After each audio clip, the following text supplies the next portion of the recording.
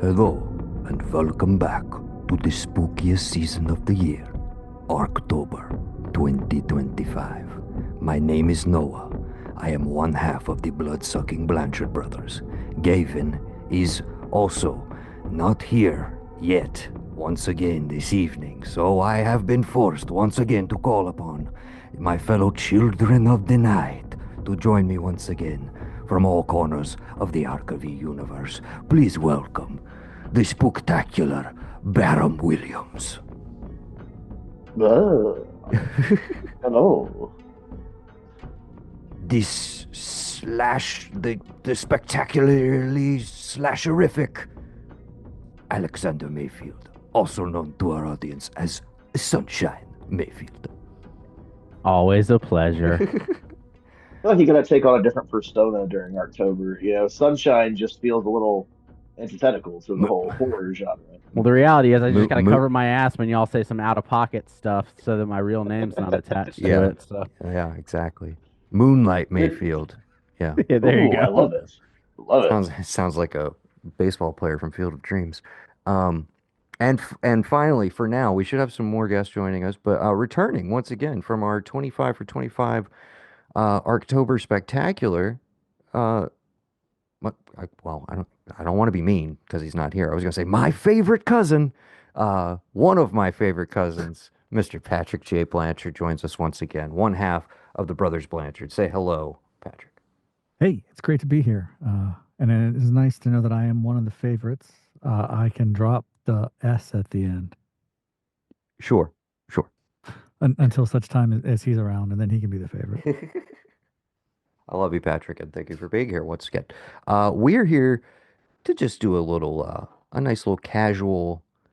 This is kind of a placeholder because Gavin's getting married this week, but we wanted to do something. Gavin will be on here eventually, and he had suggested he just wanted to hear some recs from what we've been watching, uh, stuff that's new to us specifically. So we're just kind of gonna kind of go around the horn and shout out some recommendations that are maybe parallel to some more mainstream picks and maybe something we can entice each other with and possibly you, the listener. So, yes, very, very laid back, very casual. We'll try and stay pretty spoiler free. Again, a lot of these are going to be relatively underseen or they're going to be pretty new. So, yeah, keep that in mind, guys. And if anybody wants to dive in, I think we all have a couple picks prepared, but we'll just kind of go until Gav gets here. Anybody want to I, dive in? I can dive in. I probably will have to leave in like 20 minutes or so. That's quite all right. Like I said, super cash episode tonight. What do you got for us, Baron? So I gave this like zero thought in the lead up. It's just been a busy week, but I have one new and one old. Oh yeah. My new horror one would be I don't know if it strictly falls into the genre, but it is based upon the first ever novel written by Stephen King, and it is horrific. So I feel that it counts. And that would be The Long Walk. It is one of the most horrifying things I have seen in years. Spoiler free, it's a hard fucking watch, but Yes. it is definitely worth it. It has more gruesome, hard to look at things than most horror movies that I've ever seen. I mean, granted, I'm not big into like the Saw and like that kind of stuff where it's just like total torture porn. Yeah. It's not really my deal, but yeah, it had a lot of things that were harder to look at than most horror movies that I have For the watched. so for the listeners who may be unaware, maybe missed this one, which dropped a couple weeks ago at this point, but I think is going to be new on Pay VOD pretty soon. Tell everybody what The Long Walk is about. So The Long Walk was based largely on Stephen King's experience of watching all of his friends go off to Vietnam. Um, but it is essentially based in no particular time. Um, it is America sometime between the late 70s and now.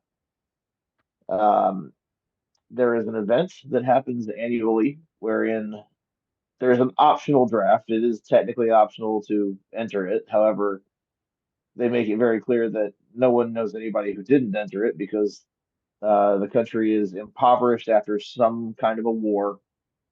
There's really no economic opportunity or opportunity to rise in the culture. So every young man pretty much enters themselves into this, and one from each state is chosen to participate in an event called the Long Walk, where they have a military escort. They show up at a certain time. There's a pre-planned path along roads, and they walk until there is one left. And if you stop walking for, I believe it's 10 seconds, you get a warning. Another 10 seconds within, if it's been less than an hour since your last warning, um, you get your second warning. If you go an hour, you get one warning back. Um, and if you get to your third warning, they shoot you in the head. It's it's No, pretty no ifs, ands, or buts about it.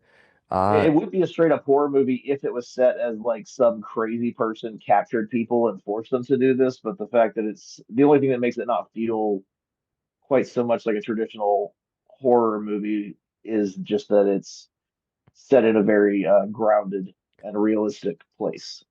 For sure. Um, I know myself and Alex have seen it. Patrick, did you see The Long Walk? I have not yet. Do you have any familiarity with the book?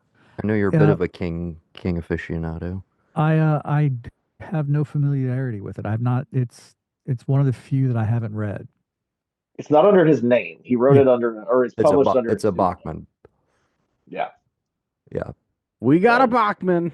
we do. Yeah, we got a Bachman. And there is another look Bachman at it. coming later this year, as well. The Running Man remake, Yeah. um, or the new adaptation of The Running Man, should I say?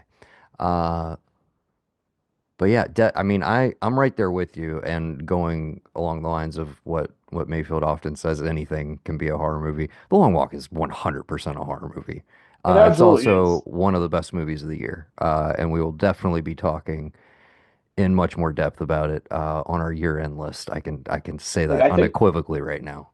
I think the only thing that really separates it from feeling like it's in that genre is really just the fact that most horror tends to like separate itself from a more grounded, realistic thing with some, whether it's the corny music, the tropes, like just the world setting in general.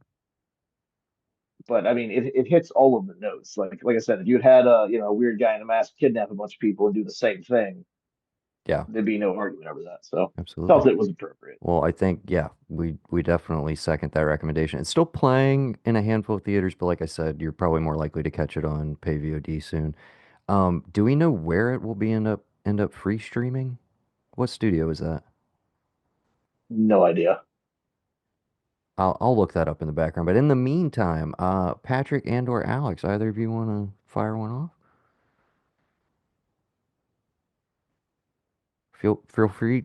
Don't everybody Oh, speak at one I time. yeah, I got you. Or Brendan, but go Put ahead. put it up. He The Brendan got dark horse uh, has entered the chat. Brendan joins the pod. rolling I assume you rolling know the in. setup from the text, but what do you got for us? What's your Yeah. rec? Because we were talking and it was like, hey, something that's new to you. I was supposed to watch Green Room, and I'll talk to you why I was missed that this past week. But one that was recommended by a friend, one of the hosts of this podcast, was The Descent. Oh Um, yeah. and after I watched it, I did not put it on my list when we were talking about the lists, but it was really good. I told Noah I enjoyed the fact that like there wasn't like a lot of white space. There was not a lot of dead time, not a lot of like hey, here's a 2 hour movie, an hour and a half of building up to a half hour, maybe like thrills at the end. Like you hop in it pretty quick, and it's multi-layered between claustrophobia, fear of the dark, and then obviously, spoiler for anybody that hasn't seen it, the creatures that be in the caves. And it was man, it was really good, super entertaining. I liked the Descent quite a bit. Uh, to my knowledge, Excellent. from what I was told, I guess there's a couple endings. I got the one where uh, does make it out of the cave, and Again, we're recommending these to people, so you don't have to give away all the Everything. everything about it. You can maybe just kind of roughly outline the plot. You want Yeah, to tell I everybody mean what that one's about? you've got you've got how many women, Noah?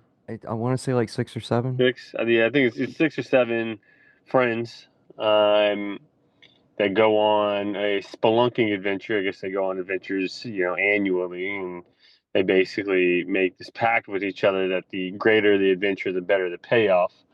So one of the girls, essentially decides they're going to go to an off the beaten path spelunking in the Appalachians, or Appalachians, however you want to pronounce it. Um, and there's a little plot twist between two of the friends that are in there that ends up circling back towards the end of the movie. Complicates things, we should say. Complicates things, we would say. So there is like some minor twists. There's some minor turns as far as the plot goes. I wouldn't say it's necessarily plot heavy, but it definitely jumps into the thrill factor quite quickly, which I enjoy. It is the antithesis to what's the other one that I watched? Noah, the House of the Devil, Oh yeah. where you've got, like I said, an hour and a half of movie, and then the last like 10 minutes of it is actually the thrill. We So call that I a really slow enjoyed that aspect. burn around these parts. Yeah, yeah. No, it wasn't much of a slow burn. The some of the shooting on it was pretty cool too, like the night vision in the caves and whatnot on the cameras they were using to record was pretty fun to watch. So, but yeah, The Descent is probably the new that I watched uh, That during you this that, ARKTOBER. that you enjoyed, because Yeah, clearly you didn't care as much for Ty West's did House of the Devil. did not care for House of the Devil. No, I did make it through. I was proud of myself for that. Not a long movie.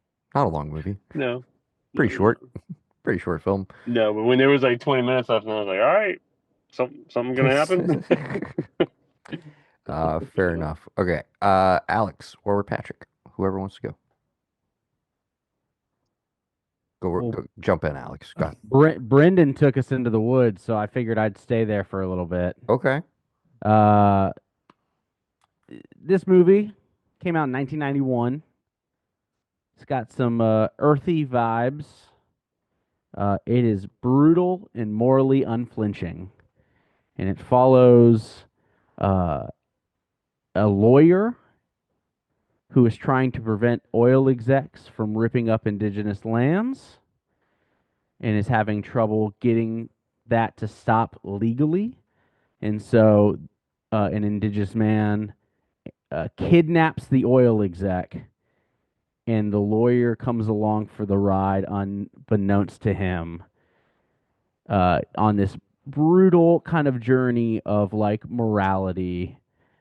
And I think it is just absolutely gripping. Uh, just a pure, grounded depiction of rage and retribution that it couldn't take my eyes off of. And that movie is clear cut 1991. A lot of crazy moments in it. Graham Greene, rest in peace, just as recently puts on just an all-time performance in it. And it's just, it kind of highlights this moment of like, what if you don't try to do things nicely? Like, when do you have to go through life and not take the nice way? And it's just kind of an exploration of that I think that works extremely well. Word. I saw you review this one on Letterboxd like a couple months back, around when he passed, I believe. And I'd never heard of it before. First time it crossed my radar. Is it on Prime or Shudder? Right? Somebody has it right now. I think I watched it on AMC Plus, which means that it could be Part a of Shudder mixture of or all of those somewhere in things. there. Well, I will definitely make sure to get to that this month, because it sounds very, very intriguing.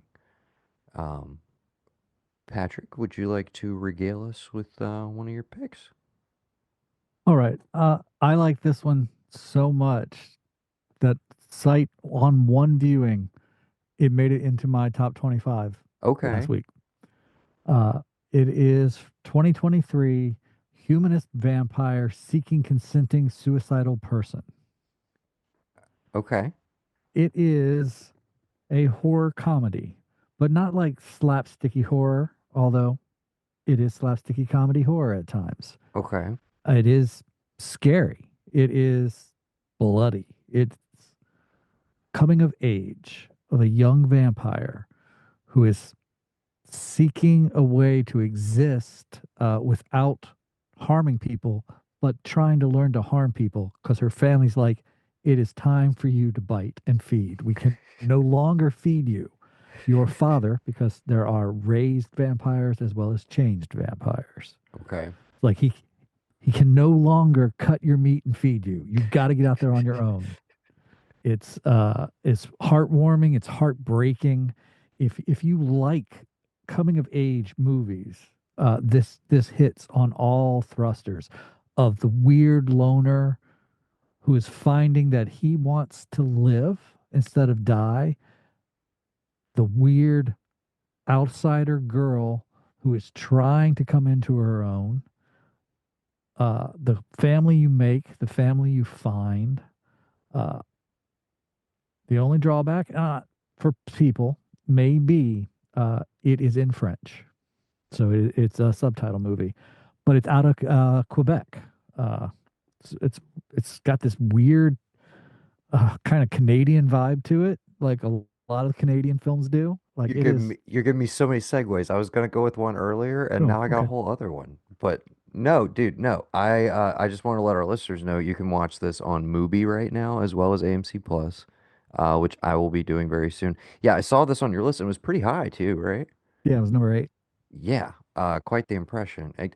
Alex, I saw you kind of thumbs upping this one. Have you seen it as well? I have. I watched it earlier this year. I almost put it on my list of five to potentially shout out. It's a solid movie and just a joy to watch. Yeah. Um, it's like the nicer version of maybe Let the Right One In. Okay. Uh, I would. I can Yes. dig that. I can dig that. And right at 90 minutes. Well, I'll keep it in the Canadian vibe. And this, I'm wondering if this is going to be one that Patrick is like, oh yeah, and also why are you recommending this? I just recently watched at my place of work, which was probably not the best idea with this one, 1974's Deranged, starring one Mr. Roberts Blossom. Anybody familiar with this movie? So it's about Ezra Cobb, a a loner who lives in a small town with his mother, and his mother passes away, and he can't deal with it, and so he digs her up, and then he starts, you know, trying to make a skin suit. It's the Ed Gein story, told about 20 years after it happened, from the writer of Dead of Night, the Bob Clark film. And this is in that sphere of like, it's the same year as Black Christmas. It's in that sphere of like Canadian 70s horror, which I didn't realize is like the best shit ever. Oh, it's such a vibe. Absolutely. And Roberts Blossom, who uh, most of our listeners would know as the sweet old scary, but ultimately like, that's my friend, neighbor in Home Alone. But our horror listeners for this month would know from Christine, among other things, but like a John Carpenter regular, a regular of genre cinema throughout the years. But he's playing essentially Ed Gein. And this movie is such a tonal mishmash that should not, like, for all intents and purposes, should not work. But I found it like incredibly engrossing. It is ostensibly a horror comedy. It's almost Texas Chainsaw Massacre 2, you know, like several years in advance. But then it has a gear. And part of that gear is Robert Blossom's performance, but also some genuinely like upsetting sequences where I was like, this is like This is like proto Henry Portrait of a Serial Killer, in some ways. And again, the tonal shifts, like something that I think Black Christmas does masterfully, of having a very like dark, nihilistic tone, kind of like that runs through the whole movie. It's kind of mean. The characters are all a little hard edged for the most part, and the ones who aren't kind of get stomped over and find themselves in bad situations. But um, yeah, really compelling. It's on Tubi. I think it might be on a few other services at the moment, but I know like he's back in the zeitgeist, so to speak, because the Ryan Murphy produced Netflix series starring Charlie Hunnam is out, Boo. and there's been a Yeah, I was lot gonna of. say my one nitpick is that like it's caught because of that a lot is that the Ed Gein story is never the fucking Ed Gein story. Mhm. He did not wear skin to make suits. None of that happened.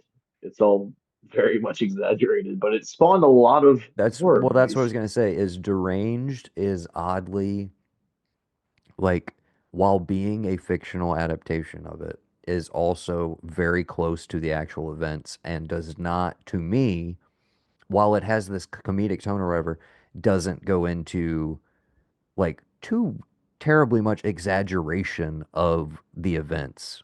Like when things go down, it is just upsetting. You know what I mean? It is just hard to watch. Uh, but yeah, there's two or three sequences in here in particular that I was like, and again, I've talked about this with Mayfield recently. If you're under 90 minutes and you're delivering at least like three scenes that I remember by the time you get to the end of the movie, I'm pretty satisfied as far as a horror film goes in this month. I'm pretty easy to please. But Deranged, I thought, had the extra edge of like a really incredible central performance. Um, I highly recommend it. I, it's weird to say it's a fun watch, but like it kind of was, and then it isn't, but it isn't in a very good way. Uh, yeah, 1974's Deranged. Uh, so yeah, if we're continuing to circle around, we would be back to Barham, and I know you gotta tap out soon. So you got another one for us? Oh yeah. I mean, I guess this would actually be. I just thought of this in the meantime. But it would rank higher for me. This was new to me this year. New release this year was 28 years later. I thought of it because of the coming of age thing. Because I felt like it very much was also a coming of age story, Mm-hmm. Oh, and it's very someone much. in a horrific world kind of choosing their own morality and learning what that means. And you start off with one set of intentions and one view of the world, and that changes very dramatically in an established world, but also in a world that we haven't seen in, almost 3 decades in universe. So it very much felt like its own thing, I guess, more so than either of the other two in the trilogy so far. When is Bone Temple coming out? Is that this Uh, year or is that late early next year? January or February. Okay, so yeah, trilogy for It's now. right around the corner, but yeah. But yeah, it definitely felt like it was much more of its own thing because of that time separation. But I thought it was actually a surprisingly heartwarming movie, wherein you still have some pretty like terrifying scenes, some pretty horrific imagery, and just the camera work again, like using the iPhone like under the carpet in the stairs as people and zombies are running through, like the way that they can use the visual storytelling medium to enhance the unease and the anxiety of certain scenes is I very few I movies mean, the that can think alphas are of would come terrifying, close. dude. I'm with you, Baron. The Oh, alphas are like absolutely. terrifying.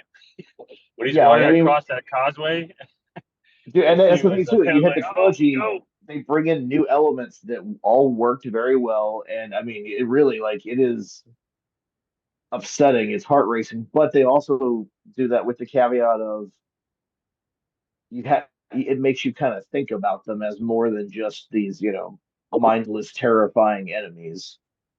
Because of Ray Fiennes and his whole role in it, it really does make you kind of look at it through different perspectives.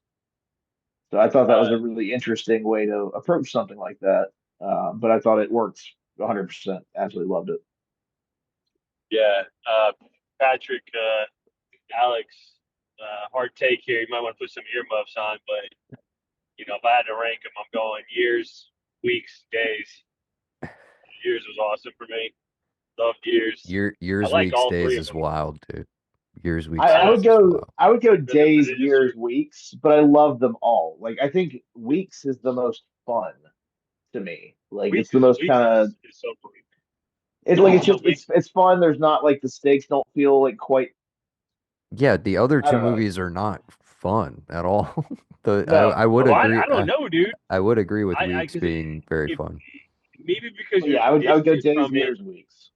Maybe because you're I agree distant with from it. that. But weeks, you genuinely see more people die in weeks than the other two movies. I mean that is fair. You see more actual deaths happen. Like a lot of the other ones would Like be implied deaths, or weeks. you I know mean, that they people have died. they napalm a whole city in weeks. I mean, that's hundreds of people just gone. You Yeah. know. Also, the most fucked up family storyline of all of Oh them. God, yeah. Well, it's because like the fucked Oh, up thing is a fucked up thing happens, but it's not even that's not the worst part of it. The worst part of it is the lie. Yeah, It's they make you like suffer with that. It's but they're all ugh. good. So There's not one of them that's bad. I don't know. I enjoyed years the most, I think, and then weeks and then days. has everybody seen all of them? I haven't seen Years yet. Like Okay. it It was one of those where I missed it in the theater. I was like, oh crap, that's what I wanted to it do last it week. is on Netflix now. Okay. If Oh, you is want to it? stream Shit, I it. might watch that again tonight. It Uh is. It is. I cannot recommend highly enough. It is a truly great like it's so different, but it really still feels like it belongs with the other two. And it is I would say probably more of a fun watch than either of the other two. So, true or false? I heard Killian Murphy's coming back in the next one. Yeah. Not in Bone Temple, but in whatever Hmm, the third one will third potentially one be is if Bone Temple makes enough money and they in fact green light the third one, which has not officially happened yet. okay. Do we Uh, know if I that wouldn't character is supposed to be the original Killian Murphy from the first one, or a completely different universe? excuse me? Do we know if the Killian Murphy that is in the third one of this potential trilogy is going to tie back to the original Killian Murphy Why would in he days? why would he not be Jim? I don't understand that question, but Uh, well, I mean, because they could create, a whole different I mean, multiverse here and yeah, just bring it back just for the purpose of yeah, bringing it I back. don't see. This is how Marvel has broken our society. I'm Is that like, people what? even think Why does shit it like have to be more that? complicated than like we're catching up with the character who has survived because he was alive at the end of the first one. So Well, yeah, but I mean, yeah, that would be I will that'd be say a in really weird universe. take if like he came in and he was playing his character from A Quiet Place too, and it was like, I'm not Jim. I'm Go to definitely not Fairyland. Jim. Don't call me Jim. I'm this other I'm Well, his guy. brother Trey. Yeah.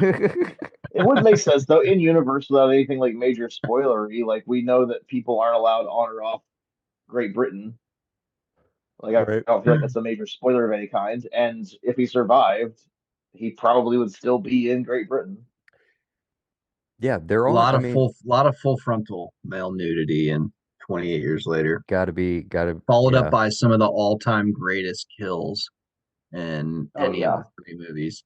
It's really kind of like a crazy combo if you think about it. Like you just see like a foot long wiener and then a guy's head get ripped off. It's just Dude, what is more terrifying than a foot it long is wiener charging at what's you the with that word amount I'm of looking rage in for his here? eyes? It is jarring. It is jarring. It is it's a so lot. good. But then Well, they followed up with the most philosophical third act in that movie. It just hits yeah. you like Let's. a Yeah, I'm gonna stop there. I'll I was gonna stop there. say But yeah, sorry. Mayfield and Patrick still haven't seen it, but Oh on that damn. note, Okay, I didn't make okay. Yeah, welcome to the pod, Ev. And do you have a something that was new to you this season, uh, like a classic blind spot or just a new one, but anything in the Uh, horror realm that you want to yeah, I got a recommend to new us? if anyone somebody might have already covered it. Do I have to like type up this elevator pitch? Yeah, just All let right, here give goes us the nothing. plot. Like, There's why? nothing. Yeah. Two kids come home from like middle school slash high school. They find their dad dead in the shower. Their mom has been gone for years previous. Has this already been done? No, no, no. We're just like me and Alex are both like, hell yeah. Got it. Yeah, okay, okay. And then they child services places them with a foster family, which consists of just one lady whose daughter previously passed away. And then there's another kid that happens to already be there. And then at Ollie, nighttime, at yeah, at nighttime, this lady is watching cult videos of Russians consuming one another. um, and then that's kind of the plot, I guess. And then yeah, you're like, these kids got the wrong foster mom. Holy shit, dude. Yes. The movie movie's is called Bring Her Back. Bring Her Back from the Philippou brothers who brought us Talk to Me. And Sally Hawkins is, if we were like, I don't know what our parameters are if we're doing this villain list, but like one of my new favorite horror villains. Like, holy shit, dude. She Uh, was yeah, this is available on HBO for anybody who hasn't seen it. Huge recommend Nice. from myself, Evan, and Alex. Has anybody else seen it? I have. What'd you I think? actually saw it. AMC all year on Mondays has been Seen Unseen or Scream Unseen, where you pay a reduced price and you see a movie, and all they tell you beforehand is the rating. And if it's a Scream Unseen, it's going to be a horror movie. So I saw this one like 3 weeks before it was released, Oh, hell yeah. and I've been in the game a while. I've been watching movies a long time. I didn't know where it was going. Mm-hmm. Like it got me. Like I'm like, okay. With the other kid that was there, I'm like, okay, what's going? Nope. Okay, that's a shot. Okay. And then when I caught on to it, I'm like, okay, now I want to see where this goes. I want to see how this ends. They hooked me like right You get into very emotionally invested in those kids, I think, like yes, from the get-go, and they put them through the absolute ringer. And I don't want to spoil where it goes for Brendan and Barham, but um, the I movie want to say pulls zero punches. Like yeah, particularly at the it end. has no chill. It Yeah, has no dude, chill. the emotional, I will just, and without trying to spoil the movie here, the most emotionally affecting part of the movie for me, it had nothing to do with the kids. And maybe that's because I just have daughters of my own, but I just want to say like that final that final piece there, I mean, absolutely like crushing, soul crushing. Oh yeah. I didn't think that I was gonna be feeling for this person doing That's the brilliance of that. That's why I genuinely think it's one of the best villains because it's like like it's an 11 type performance where it's like you either are going with this shit or you're like, all right, this is too much. I thought she was like so like compelling throughout. But yeah, that's the thing of that villain is like, holy shit, look at all they wrought, but also like I still like, I get it. I get where you're yeah, coming from in a weird, fucked up way. Like, yeah, it manages to pull all that off. Huge recommend. It's on HBO. Everybody go watch it. Definitely check And that check out. out Talk to Me, their first movie if you didn't see it, where a bunch of friends start using a severed hand to connect with the spirit world. And guess what? the It one doesn't go well. common theme, no hope. Both those movies, dude, Yeah. just absolutely Dude, they the do not Aus give the a shit. Are excuse me, I almost missed that. They are from New Zealand, correct? Not Australia? I think that's correct. Okay, I did And I not do want to think the because watch order. I know Kiwis do not like being called Aussies and No, and vice they also they versa. don't like being called Kiwis. Apparently, that is considered That somewhat of a isn't. slur. Well, I apologize for that on mic, so I don't have to edit it out. Now I've been Yeah, educated, and I will not use that term anymore. I I was do think unaware, that but yeah. New the correct Zealanders, how about watch that? order, the correct watch order is Paddington 1, Paddington 2, Bring Her Back. Uh, you'll see Sally Hawkins go from the greatest cinematic mom that's ever existed to arguably the All right. worst in a performance that like she should be blacklisted from being villain. She should just forever be Paddington's adopted mother And the fish loving, and the fish the loving fish loving, was she deaf Shape of in Shape of Water. Water? I do love that she was just like, I'm Was not that going to do Paddington 3 because this character doesn't have anything else for me to say in this character. I'm going to go do Bring Her Back instead. what a wild Gotta let choice, man. everybody know she's got another side to her In to a her But in capability. a and more she just world, nails it. she would She be nails it. in a more just world where like horror actually got recognized, Toni Collette, Best Actress, um, like she would definitely be up for Best Supporting Actress this year. Like that's just a dynamite performance. That's one of the most like memorable and compelling performances I've seen all Did, year. And did we're you like, guys get it's the? Oh, sorry. oh no, you're good. I was like, and we got I was 2 months left. Like, holy shit, God. did you guys get the feeling? And I don't know if they were trying to go for this. Like it was like the biggest misdirect because I thought a third of the way into the movie, I was like, is there a weird sexual tension between her and the older kid? And is that supposed to be what's going on right now? Oh, Did you there. get any of that? Um, I was confused by where it was headed for like at one point. And I was like, when they were dancing and drinking and all that stuff, yeah, no, I didn't know. It brought it back pretty quick, but I didn't know she was really good. Is what I'm saying. It's like I never knew what yeah, she was about no, to do. That's, definitely in the theater. It was just like at every turn, it was like, what is her deal? yeah, What what's is like, her what? motivation? What Yeah, the hell's going on with this lady? Yeah, yeah. yeah. Anyway, You- Uh, yeah. So, bring her back. Let's. Anyways, I gotta jump off real quick. We appreciate your Rex, brother, and thanks for joining us while you could. And Likewise. we'll talk to you next time. I think we lost Brendan as Talk to y'all well, all so soon. au revoir to Barum and Brendan. We'll talk to you guys Au soon. revoir. All right, Adieu. later, dude. Okay, let's go back to Alex. What you got? So I think the mileage will vary on this pick, but I think if you can buy into it, especially into the historical context of when it came out and what it did, I think it's a whole lot of fun. 1992, the BBC on Halloween night decides to air a live program of exploring a haunted house in the UK. And just like any other type of live program, things go awry. Uh, and of course, this is fictionalized, but it's called Ghost Watch. It's arguably kind of like an original found footage, but it did what Blair Witch was trying to do 4 years earlier, 5 years earlier, and it was so real to the point it'd be the equivalent today of like Anderson Cooper doing this on CNN on like a random Halloween. No one knew that it was fake.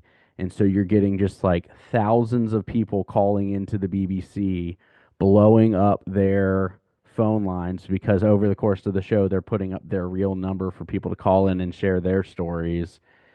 People think it's real. I think there's a rumor, or maybe not a rumor. There was definitely a court case where a family claimed that their child committed suicide because of the show. It's absolutely wild when you put into the fact that this had like a War of the Worlds effect on people in 1992. And rewatching it, if I would have been cognizant of that in 92, I was alive, but not old enough to know what was going on in that moment. Um, I would have bought it like as a 35-year-old now rewatching it. I think it's a blast of a watch. It's a slow burn, but it really feels real and lived in. I was a big fan. Ghost Watch is worth your time. Agreed. Like the building, just the escalation throughout the movie. I don't want to ruin, but it like the payoff is worth it. Like it does genuinely have like a scare that and imagery that has stuck with me, which is hard to do. I I'm a do, big fan of that one. and it is. I think half the fun, and probably even on rewatch, is you start kind of picking up like of reflections that the cast aren't seeing. You start to pick up on it, so you start looking for it throughout the course of the movie. You see it sometimes.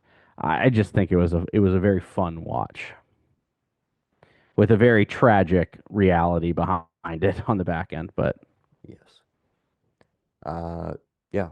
Ghost Watch is available, I believe, on Shudder, through AMC Plus. Patrick, what you got? I got a whole a glaring hole that I missed. In fact, when the other movie of the same name came out, and for a very long time after, I didn't know it was a remake. I'm talking about 1973, The Crazies. Oh yeah, yeah. Like, George Romero. yeah, if you like zombie movies, this is for you. If you like hold up trying to fight off an invading force, if you yourself scream Wolverines, this movie's for you. If you want to know what you can do to fight off the army, who are all in biological suits, so they don't actually look like army. They wear masks. They come after you. You don't act. You have a faceless foe coming at you. This movie's for you. If you like a surprising, nihilistic, well put together, modern sensibility that seems so out of place because it's from 1973, this movie's for you. When when is Dawn? Is Dawn 74? 78. 78. Excuse me. Yeah. Uh I feel like I need to revisit The Crazies because this was like the disc era of Netflix, and this had always been on my list. So this was like, I don't know, I'm probably like 14, 15, because it was hard to find for a minute. And I remember like enjoying it, but also being like, well, it's no Dawn of the Dead, which obviously few things are. Yeah. But I think my bullshit 14, 15-year-old reaction to it, I definitely need to rewatch it. And I also am a pretty big fan of the old Fantastic led remake, which I do think is pretty solid. I'm Yeah. gonna say the same thing. I actually like the remake quite a bit. Yeah. But yeah, like I said, for you, I didn't even know it was a remake.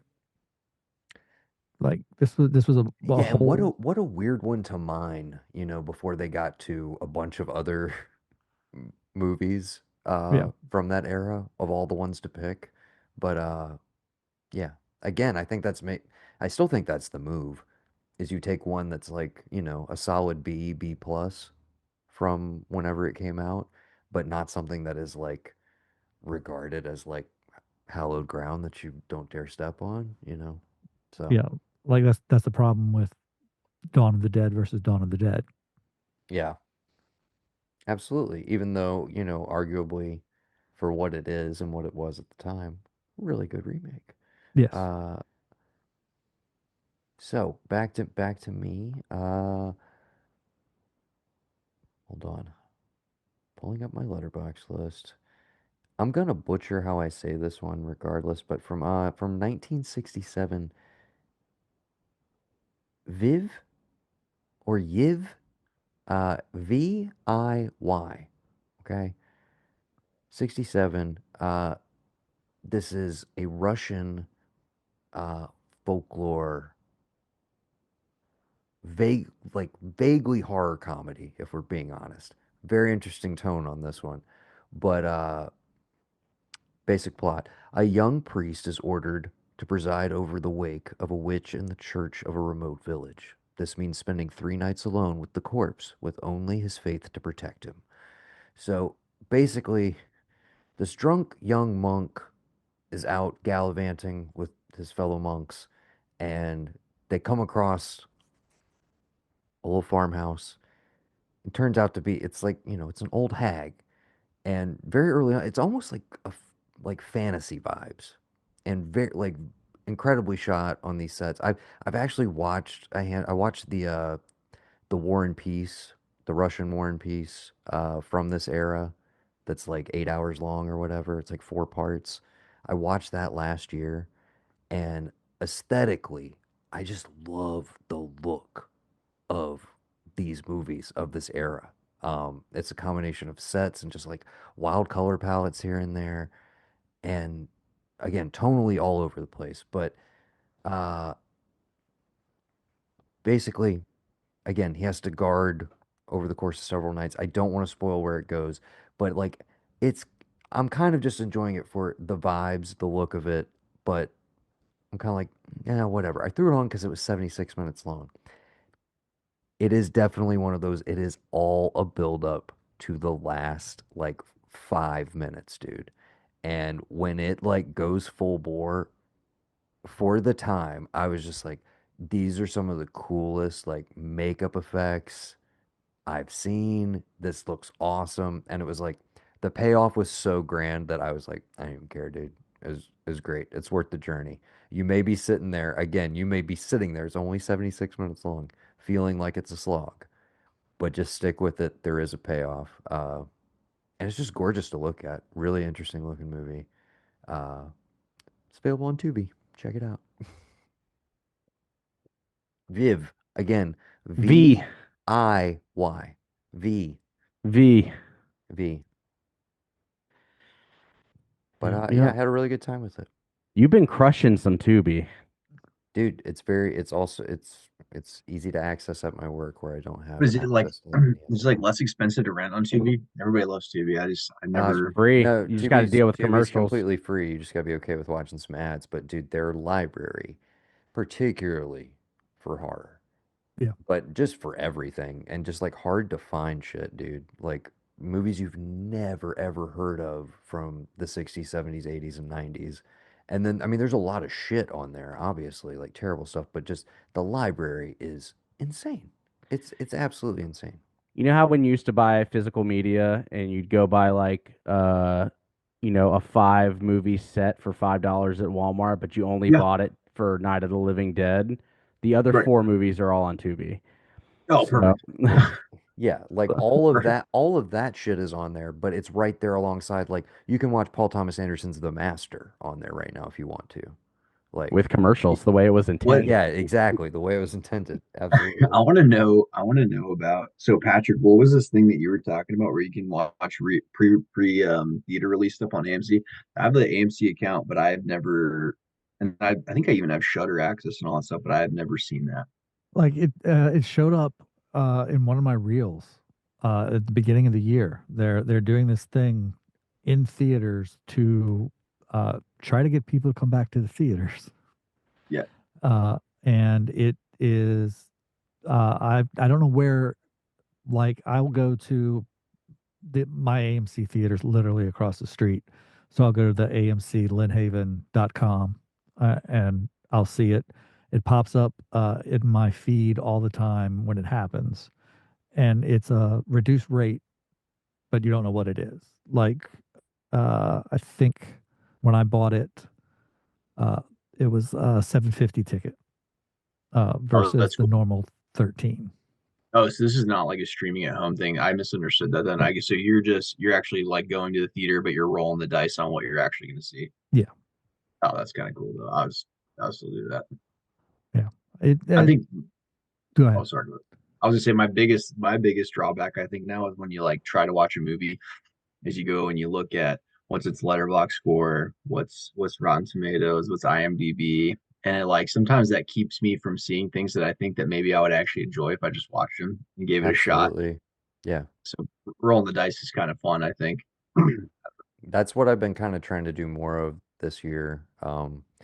Especially when Alex and I were prepping for the Giallo episode, is I was kind of like, all right, dude, I'm doing this like before I actually jump into the month, so I'm gonna try and just, in general, I always have a lot of rewatches during the month, but I was like, I'm gonna make a concerted effort to like, no, dude. It was mainly seeing Tubi's library. I was like, I'm just gonna take a chance on some of this shit. And I've watched a lot of 3.5 star movies, you know? Like a lot of just like, yeah, it was fine. Uh, which is the case with a lot of horror movies, a lot of 70s, you know, a lot of like 7 out of 10s, like just slightly above average. But, you know, again, I don't need much to satisfy this time of year. I'm also just down to see stuff I haven't seen yet. I will say, Yeah, if you go to Scream Unseen right now for October 20th, it's a R-rated horror movie that's an hour and 46 minutes long, which would make it seem like it's Predator Badlands. So you go on Monday, you may be watching the new Predator a couple weeks early. or they might be showing you fucking like Shelby Oaks or something. It's also true. But hey, Yeah, I'm an optimist. yeah, it could be Predator Badlands, which I know we're all excited for. Is that November? When is it? I think so. I Yeah, don't know I just why they can't didn't just remember when drop in that in November. October. Like, Well, what were you guys thinking? I yeah, know it's November not horror, 6th. but it's like, hey, give us something other than. I mean, I'm excited for Black Phone too, but I'm like, there's not really much else out there this month. Well, I've got one more in me before I have to jump Yeah, off, absolutely, bud. and I'm gonna match your dark fairy tale with another dark fairy tale, if that's okay. Absolutely.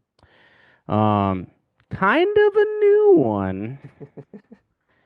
Uh, Came out earlier this year. I got love when it initially came out, but I think it's kind of fallen off the radar of folks. Um, Dark fairy tale reimagining, uh, kind of blends, I would say, like Black Swan with the classic Cinderella story. We're going with 2025's The Ugly Stepsister. Um, it is definitely rides on vibes a good bit. That kind of like gothic, ethereal feel for majority of the movie, and it's definitely very intentionally, meditatively paced at times. But some absolute brutal body horror moments that I think work really, really well. It definitely harkens back to more of the grim fairy tale version of the story as opposed to the Disney version. And so the things where, crows are doing things or characters are making choices to get the prince to recognize them that seem a little more brutal in the original story. That's kind of what you're getting in this, and I think it works so well. Um, big pick for me for this year from the horror genre. If you haven't seen it, I recommend it. And that's on Shutter right I now. think that's on Shutter right now. I believe so. Yes, you've been you've been recommending that one for a minute, and I need to get to it this month. So I appreciate the reminder. Uh, any other like quick shout outs you want to mention before you jump off? The other two ones that I had on here that I think mileage will vary. If you are down to just watch one individual's passion project that is just nothing but stop motion visuals of grotesque nightmare fuel, I think Mad God is a must watch for horror fans. You may only watch it once, but it is just I think absolutely stunning to look at. I think once is enough. Yeah, when you're in it, pretty compelling. I haven't been compelled to go back to it, but like just a pretty stunning achievement. But you gotta be in the mood. And then I think I've shouted this one out on as another kind of like I think I maybe shouted out on the Giallo episode as things I've been watching. But the Vortelock 2023 marionette puppet. It's weird, but it works. But it's definitely kind of more of the folk horror slow burn, and so you got to be kind of in that space. It's not necessarily your stab and gore, but there is some blood. Um, but you also got to buy into a marionette vampire, um, which I think works. But I could So totally see how general audience would not view it that way. yeah, I But definitely got to get to the Vorlac as well. That's been on my list for a minute. I would say that also kind of leans to the dark fairy tale side of things. So I think that works. But Oh yeah. yeah, those are my quick shout outs before I have to roll off. But Well, always good to see you, bud. We appreciate you jumping on, and absolutely. we will definitely we'll talk to you at least once more before October is over, I'm sure. My wife was like, how many more of these are you doing? And I was like, how many more Wednesdays are in October? She said, Alex, this is how you gotta like set the expectation. Sam now just says, "Are you guys meeting at 6 or 6:30 on Wednesday?" So that's what you just have to establish the routine. it's the routine. We'll That's see right. how that thing gets shattered Again, come January. if there's a better consensus night that works for everybody, I'm totally down to. This is great. On I the don't East know. Coast, it's I nine don't know. o'clock, so it's bedtime for everybody in my household. So it works for being able to jump on. But I also have to make myself go to the gym in the morning, and that is tougher if I'm on till 11 o'clock recording. So I feel you. Well, we will bid you adieu. Thank you for joining us. always a And pleasure. alrighty. So I guess we'll jump over at Patrick. You got anything left? Anything left in the chamber? Uh, I've got yes, it was last year. It's the concluding chapter of a trilogy. Oh, okay. We're in. Uh, that jumps around in time. It's the direct sequel to the first one, but it's the third movie. The second one's a prequel to the first movie. It's crazy. It's, I think, misunderstood. I think people are sitting on this because they came in with expectations from the previous two movies that this one does not deliver because it is exactly what it's supposed to be. It's of the moment of when it was set. This is a 1980s slasher giallo. It Yes. is Max Triple Xene. Yes. It's I wish Mayfield was still on here because I think he was like a little a little underwhelmed with this one when it came out, but given that we've just been on the whole Giallo kick, I'm like I think it plays, and I agree with you. Everything that people point out as being like frustrating about the ending and all of that, I'm like, but that's those movies. Like it's that's all of them. It people got mad that it stuck so close to it, and it's like, yeah, those movies are 7 out of 10s, but this is like the best 7 out of 10 ever. Like, yes. Like I watched it, I'm like, I saw so many people like this sucks. I'm like, let me guess, you don't like New Year's Evil? yeah, it's like no, he, and that's all he set us up for beforehand. And I think to a certain extent, maybe because we hadn't explored or, you know, explored the space with Giallo that much when it came out, it was like, oh, it is dialed into what most of them are. When it's like when you're coming at it from, oh, Suspiria, Inferno, when you're coming at it from like the supernatural Argento ones, you have different expectations. So I Yes. don't know what I don't know if we thought it was gonna be more psychedelic or what, but yeah, it's like yeah, I need to reassess Maxine Like too like because how come this is totally the other side is Giallo, the boots and glove killer. hmm Like it was I was like, because I was like, I was waiting for it as soon as it was announced. I was like, I'm there. yeah, Like I was brought in hook, line, and sinker for X. I'm like, that is the best Texas Chainsaw Massacre movie that isn't a Texas Chainsaw Massacre. had a If it ton of takes a fun with chainsaw that. with a gator. Yeah. Pearl is my personal favorite though. Um, Pearl is my favorite. yeah. I haven't rewatched it because uh, I don't know. There are things that are burned into my memory with Pearl, like the super long monologue. Like I Oh don't yeah. It's I don't want to disrupt my pure memory of that by seeing it again. I agree. Yeah, I have only rewatched it one time, but I still I think that's unequivocally my favorite of I the thought three. Maxine. I know we talked about this recently. Noah, out of the three, they're all good. None of them are bad. Uh, but I thought Maxine was my favorite for sure between the three.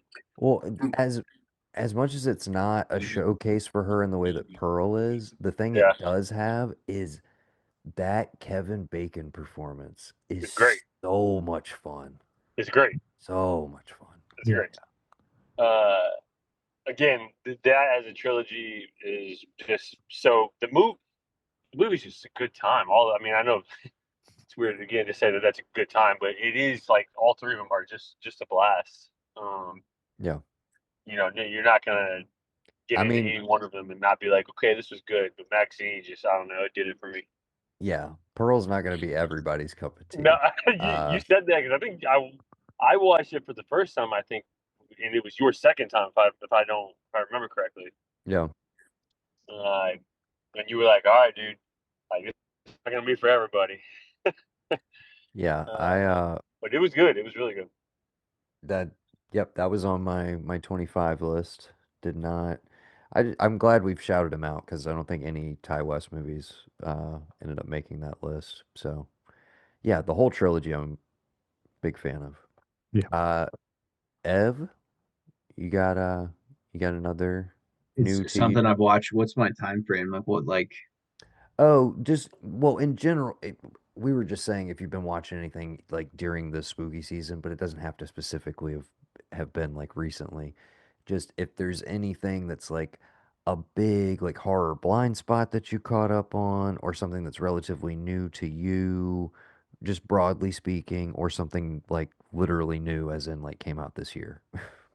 I'll say 2024. So just want to shout out. We're talking Mia Goth, so I want to shout out Infinity Pool, which is Oh, awesome. yes, absolutely. But if anyone hasn't seen that yet, I would say that that is one of my favorite things I saw. Was that last year? I think it was last year or 2 years ago. I'm not sure. Last year or 2 years, maybe. Maybe it was 23. That movie is awesome and it is what a fucking wild ride. What movie's that? It's called Infinity Pool, Okay. and it's like this guy goes to this island on vacation with his wife. He's a writer, and then basically sort of falls in with this crowd. And they find out that you can do whatever crime you want on the island. They basically will clone your body and your Dude, I did. consciousness. I saw trailers for this, but I never actually saw the movie. I think it got mixed reviews, but I don't understand why. I fucking had an absolute blast I watching this movie. Yeah, it's one of those I saw in a like a surprisingly packed house, like not totally full, but like surprisingly full given the movie I knew I was about to see because this is Brandon Cronenberg, David Cronenberg's son. Uh this is his third feature, I believe. His prior one, Possessor, was released uncut, like unrated during COVID as one of the few movies that got put out in theaters. And I went and saw it unrated, which was an insane experience where I was just like, that's how desperate they are right now. They're basically letting like we're gonna show an NC-17 movie, like, and we're just gonna put it like in theaters for a couple weeks and see if anybody goes. And I was pretty knocked out by Possessor. I would say I prefer it, but that movie is so dark, particularly its ending, that not one I like to go back to very often. But Infinity Pool, while being pretty dark and fucked up, is very funny in a way that It's so funny. yeah, The in a way that scene where he's Possessor is not funny at all. This movie has a lot of comedy, which is a thing I love about early David Cronenberg, and I'm glad to see is now a strain in Brandon Cronenberg because I'm like I'm glad he has that gear. Yeah. there, dude, there's this like the way they flip the whole um I don't know why his name's escaping me. It shouldn't. He's one of the biggest actors right now, but Alexander Skarsgård. very much. Speaking of talented families, but Yeah. but anyway, like they flip the whole like he's always plays the hero. He's always the most beautiful man in the room, and they flip that whole thing on his head, and they make him the most pathetic, awful human being in the world. And I'm same as you, like that whole scene in the farmyard, and they're all laughing. Dude, I was laughing. I was like, this is just like it's such a twist on. I don't know. It was excellent. It was excellent. But I would say I was thinking of that and another one in terms of movies that just like shocked the shit out of me and like how much I enjoyed them. Like Hmm. there's like those are fairly rare. You maybe get a few of experiences like that a year. I think I told you I had the same one with Eddington this year where I was like I didn't know if I was gonna like it going to see it based on the mixed reviews. I went and saw it. I was like fucking blown away. Yeah. And then that Infinity Pool was kind of like that for me, but even more so than Infinity Pool, Strange Darling. You guys, obviously you've seen that one, dude. Strange Darling. I had no idea what I was getting into. I thought it was going to be a movie about a girl running away from a serial killer, and it Patrick, ended up being. have you not seen that one? I have not. No. Oh man, It definitely. Sorry, is. I Evan, don't. continue. I But yeah, cannot talk too much about it then, but you have to see it. And basically, the way it's set up is you think it's like this girl is being chased by the serial killer. The movie's kind of episodic in a way, like a Quentin Tarantino movie is almost set up, with like chapters and stuff. Okay. And then, but they're like jumbled up in time, and you slowly start putting together what's actually going on. It is a wild, wild ride. it's basically like every time you think you have it, like, oh, it's this movie now. It just Yeah. like keeps shifting, and it's truly all just like in the way it's told, like because it's broken up in a certain way. So it's fucking with the structure in a very like aggressive way filmically, but also shot on film by Giovanni Ribisi. Giovanni Ribisi. He was the Okay. cinematographer on it. Yeah, a great Um, job. and it is directed by J.T. Molnar, who wrote The Long Walk, which is a movie that Barham shouted out earlier. Uh, yes, he Okay. did not direct The Long Walk, but he did write it. Uh, yeah. So it's all coming together. But yeah, huge recommend That on was one that. of my top 10 from 2024, 2023, whichever year that came out. Yeah. Uh, Anyway, did that. absolutely. Let me. Where do I want to go? So we talked about deranged.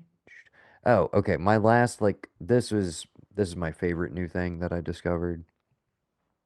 It's a quick watch. You got to go to Tubi for this one. It might be on YouTube. I think it's probably like who owns the rights to this at this point. I had never heard of it. Just randomly came across it, decided to give it a shot. It's called Dementia from 1955. This movie is 56 minutes long. If you are a fan of film noir, uh, Louis Buñuel, and or David Lynch, I highly recommend it. Uh, Directed by a guy who only ever made one movie, okay? And the movie is based on a dream that his secretary had, which he then turned into a movie, which he cast her as the lead actress in. Only made one movie. She was not a professional actress, okay? Uh, the whole hook is that there's no, like, again, it's 1955. So we're firmly in the era of talkies. The whole hook with the movie is there is no spoken dialogue. There is sound design and there is like laughter, for instance, and there's ambient noise. There's stuff happening, but there is no spoken dialogue. It is all strictly visual storytelling. And it is kind of it's just like one woman's kind of nightmare evening on Skid Row in California in the 50s, and you know she gets into some bad shit, or is she looking for some bad shit? I don't know. um and it's just I don't even want to tell you too much about it. It's like it's less than an hour of your time. It's gorgeous black and white, fantastic score. The the ambiance is vibing, and I loved it. It completely knocked me out. It's got some like super memorable imagery and stuff where I was just like, this is one of I'm like, A, why didn't they let them make more movies? But then I'm like, they literally probably were like, what the fuck even is this? Because it is like it's fairly early surreal. I mean, not that people weren't experimenting like from the dawn of cinema and shit, but it's very avant-garde for the time. So much so that it literally has an intro card from Preston Sturges, one of the biggest and most well-liked Hollywood directors at the time, basically saying like, I like this. I think it's good. You may think it's different, and that's not a bad thing, but like give it a shot. It literally has like another director's endorsement at the top of the movie, which I'd never seen before. Um, yeah, huge recommend. Like I said, you can probably find it on Tubi or you can definitely find it on Tubi, and you can probably find it on YouTube. But yeah, Dementia from 1955, directed by John Parker specifically, because I'm sure there's some other random ass movie called Dementia. And again, not to be confused with Dementia 13, the early Francis Ford Coppola movie. But yeah, that's my like 5 star. Holy shit! I'm so glad I found this. How had I never seen this before? Uh, Movie of this season thus far. That's like my biggest discovery for sure. And then other stuff that was just new to me. I finally watched Cronenberg's first movie, Shivers, which I was very familiar with, had seen scenes from, but I never actually watched. That's the one where there's like an it's not. it's like vaguely futuristic, but not really. I guess this was probably contemporaneous to what was going on at the time. But uh, it's, did you ever see High Rise with Tom Hiddleston, Nope. based I've on not. the J.G. Ballard novel? So anyways, I'll skip past all that. But anyways, uh, so it's set in a high rise in in Canada that's built out on this little island, like off from one of the main cities, I think near Toronto. And it's like fully self-contained where it's like we have our own grocery store and like we have our own barber, our own dentist, our own hospital, like all on site here, like the way of the future, future living, like in our complex. And basically, uh, people start getting sick with parasites in their stomach that come out through their mouth and then jump onto other people and basically make everybody really, really fucking horny. Uh, like What? Really? I sex did crazed not think that maniacs. was how you're gonna say. I gotta see it. That's You got amazing, it, dude. dude. That's amazing. I did not think Four out that of was five, gonna be. 4 out of 5 stars on Letterboxd. I absolutely loved it. I love fucking like early Cronenberg so much, dude. If you've never seen The Brood, go do it. If you've never seen Rabbit, go do it. Scanners. That his whole run. I guess there's that movie Fast Company, which I've never seen. The like racing movie that's like total. I think he just kind of it was like a director for hire gig that's in there. But his One like for them. early 80s run is like insane. It's so good. Like all the way up through Dead Zone, fucking I love Dead Zone, The dude. Fly. Just I yeah. But Dead Zone. early like grimy 70s Cronenberg, I love it so much. I can't believe I'd never actually sat and watched this one start to finish. I watched it at work again, another questionable choice because yeah, I had to, basically throttle the remote the whole time where I'm like, all right, be careful here. But yeah, Shivers or do you know one of the alternate titles, Patrick? I don't. I think this one was also like known as like They Came From Within or some shit like that. Okay. But uh, but yeah, David Cronenberg Shivers from 1975. And then yeah, that's pretty much it on the new front. I did watch Nori the Curse, which is a found footage Japanese J horror film, and it's long, it's a slow burn, but I found it like pretty creepy throughout, and it had the nice hammer blow at the end where I was like, that was fucked up, and that was really scary. So it worked for me. Yeah, I like that one quite a bit. That's available on Shutter. I'm pretty much done with the new Rex. Gavin, you couldn't even get on by 10 o'clock, dude. This is insane. Uh, you guys got anything else, or just, I mean, I got one. I yeah. got one for you. I watched we were talking about, was it Ginger Snaps last time? Yeah. And I was like, I gotta revisit that. And I was kind of looking on Prime, and then I saw one that I was like, maybe this will be kind of in the same vein. The Craft. You guys ever see The Craft? It's Is like this the original Craft or the remake? the one there. It must be a remake. It's the one with Nev Campbell and No, that's the Feruza original Ball. one. Oh, that's the original one. Yeah, they've Yeah. done like a Lego sequel thing. We just want to make sure you didn't watch that one. No, no, no, no. I watched the one with all the. I didn't realize how many big name folks were in that movie. Oh Like yeah. Oh yeah. Ben Stiller's wife plays one of the mean girls. I always Christine, forget her uh, name. Is it Taylor? But I was like, it is Christine like Taylor. Yeah, yeah, yeah. Christine there were Taylor. so Yeah. many moments in that movie where I was like, who is that? They've had a big career. I forgot their name, kind of thing. Veruza Like they've Balk either is in there. Nev Veruza Balk is in Campbell. there. Yeah. Steve Steve. Ulrich. Steve Yeah, Steve Ulrich, yeah. Ulrich, who pops up and Scream. What like is it a year that separates those two? When does The Probably Craft not come by out? much. It's like 92, maybe No, 93. 95. Oh, it was 95. Yeah. Nice. Wait, so same Um, year? Wait, Year same year as ahead, Scream? Okay. like Skeet and Nev knew each other because they'd already shot The Craft. Okay. I was just trying Uh, to get the filming and release yeah. straight in my head. Well, what's up, brother? Hopefully not my son anytime soon. Jesus. Yeah, it's 10:41. I How Yeah. long you appreciate been it. trying to put him down? So since about 9:30. Oh, damn. Yeah. Took Tell the boy to chill. Give him a thimble full of A ch- Crown Royal. something, yeah. He's getting better though. I think he realizes like, wait, mom and dad are both here when I wake up now, but because Becky's off all week, so I don't know. I'm thinking like next Tuesday he's gonna be in for a real shock. He's like, wait a minute, it's only the old guy here now. What the hell's going on? Where's where's mom? But Yeah. but yeah, he's finally out. So I love that you call yourself the old guy in my presence. true. How dare you? Um, okay. Well, Gav, we have been going with your suggested topic Oh, okay. of recommendations for about an hour and 40 minutes. So now it's your turn to recommend some shit to us, and then you can go back to the episode and listen to the stuff we recommended, I Awesome. I don't, guess. yeah, don't tell me anything. Okay. So I have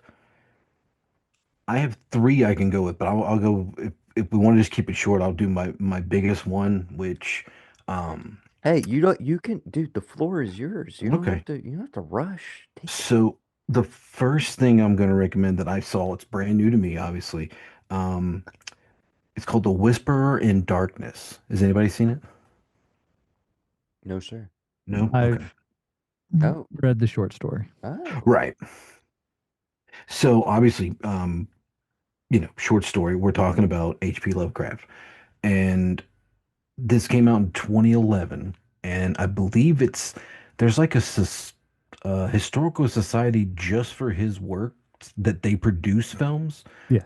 I don't know if they did the Call of Cthulhu one. That is, I don't It's know if they're part of that period or not. accurate. Yeah. Yeah, but this one was probably the best Lovecraft I've seen, like on screen. It felt like I was like reading a short story as this guy's the voiceover was great. The period was about the same. It's all in black and white. Um, it's very little like what they use to describe the monsters are like, it's kind of I don't want to say shitty CGI, but it's 2011, so like if they did it again, it could probably be better. But I think that's the appeal of it. It looks like kind of how you think CGI would look to somebody that's being like, oh, this is, the early 1900s we're talking about. Um, but it's that traditional like somebody's corresponding with people and there's these things that are kind of out in this like old town and guys got to go check it out, kind of the quintessential thing that's all about, I don't know, 90% of his stories. But this one and one I'm going to mention right after it that is new to me as well, still in the Lovecraft vein. um, this one, as far as the film concerned, it does kind of deviate from the short story, in a good way, I think. Genuinely kind of terrifying in some aspects. If you can be scared by Lovecraft stuff, if you didn't know it was one of his, I feel like you could probably be like, this feels like it was a novel or like some kind of short story. It feels like him. If you just went in cold and didn't know who he was, you could kind of get like, I know this guy. I know his writing. Um, but the first one's going to be again, The Whisper in Darkness from 2011. A lot of no-name actors. I think one of the director also directed another Lovecraft one down the line. None of them have gone on to do anything else since, but it's just genuinely like I was like, this is the best. It's very low budget, but not like terrible low budget. This you can tell the people who like put it out were people who like really loved this guy and his work, so they weren't gonna let it be completely terrible. Um, but yeah, that'd be the first one that I would recommend. That was brand new to me this year. Um, And the next one, I'm pretty sure Noah, maybe I thought you told me you'd seen this back in the day, but the Dunwich Horror, the one with who directed that? I have not seen it, but You talk about it. I'll oh tell you who directed it. well, what's his face is in it? What is his name? He's that character dude. He's the main guy. He's in like what is it? Is this Rock the one from the Stockwell? 70s with Yeah, Dean like 19 Stockwell? Dean Stockwell. Yeah, yeah, It's 1970. Yeah. directed by Daniel Haller, who also did Die Monster Die, Buck Rogers in the 25th Century, and apparently directed episodes of Knight Rider. That's what he's most famous for. Sandra Dee is in it as well. Um, and it's a Corman. Ed Begley Yes, Senior. Senior. Yeah. senior. Yes, Ed Bigley Senior. Yeah, Roger Corman's executive producing. This one's very 70s, but also because it's 1970, or actually, I would say it's very 60s because like it's 1970, so there's a lot of like psychedelic hippie stuff towards the end with the oh, I'm not gonna give it away, but with one of the characters in it, when you see it, you're like, oh, I get it. But it's really like Yeah, this really heavy on like, poster fucking rips. yeah, dude, it's good, and like it's one of those that it's again, it's like there's a multiple ones that like cover this, but and I don't know, I haven't delved that much into it, but this is one of the only ones if I'm remembering correctly that like there's an evil and somebody actually deals with it. It doesn't end with like, and then I went crazy or like, well, I can't tell you what I know because it would make you go crazy. So you just have to imagine it like it actually has an end to it, both in the story and in the film as well. Um, I don't know. The last couple Um, what amount of boobage can I expect from this one? Because I might watch it at work. a lot Okay. of 70s spook. There's like it's like the stuff that they cut back to that's like the old ones. The old ones are basically, and this one, the old ones are like hippies that do like naked rituals on the mountaintop kind of thing. Kind of like, just that weirdly Wicker Man kind of like, but also like if the Wicker Man was like hippies, not All right. just, This this one's a home viewing yeah, it's a home viewing, definitely. for sure. Um, and I guess the only other one that's brand new to me would be